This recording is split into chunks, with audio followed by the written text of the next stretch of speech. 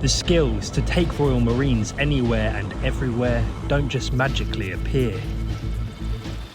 Commando Helicopter Force needs to train, and to do that it needs permission from a select group of people, farmers and landowners in the fields of Somerset.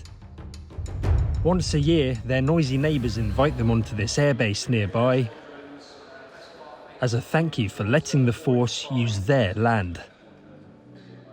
Really is a team sport with it all, because they give us access to their land. It's not us requesting their land. They join us, whereby they get a brief on what the Commando Helicopter Force is all about, and then they will go through their stage 1 briefs, that is their emergency safety drills, to enable them to go for a flight in a Commando Merlin helicopter, to get a real flavour for how it is to aviate out on the Somerset levels. We've just come back from best part of 4 months out in the high north Norway, from temperatures down as low as minus 40 degrees. We've currently got helicopters operating in northern Australia. Without that access, we could not do some of the high-end training that we do. Strapping in,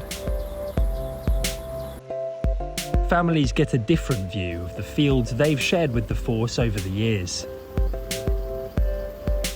For the mum of teenage boys, this has been an absolute dream come true for them growing up, because we've had it literally in our back garden.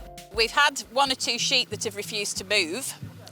So the helicopters have sort of landed and the sheep haven't moved because it's their field, so why would they? My son was out ratting one night and had the IR on his ratting scope, and obviously the helicopter had detected that, and it came back round and had a little look at what he was doing. We did have one cow once who was having a calf in an adjacent field, and she was taking a little bit of time to get on with it, and then the helicopters came in and all of a sudden the calf was out and the job was done and all was well.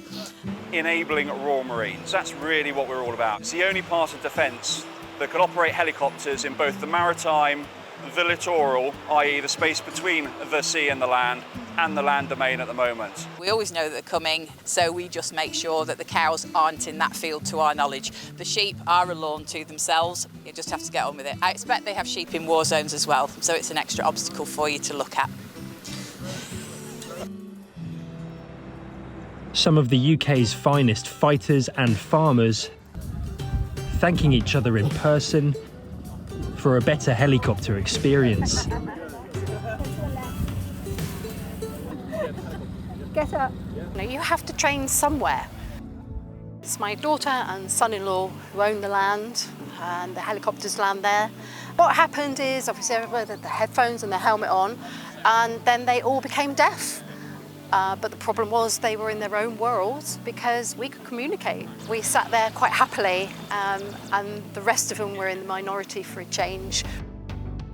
You were, first time, a little bit nervous, weren't you? A little bit, yes. When you look up at the helicopters and the planes, oh, I wish I was there. And today, finally, the first time in a helicopter, was a really, really good experience, yeah. So, will they be back next year? Coming back next year. Oh, yes. We want to go again right now, don't we? Yeah, definitely. Tom Sable's Forces News, Yeovil. Thanks for watching. For more from Forces News, like and subscribe to our channel.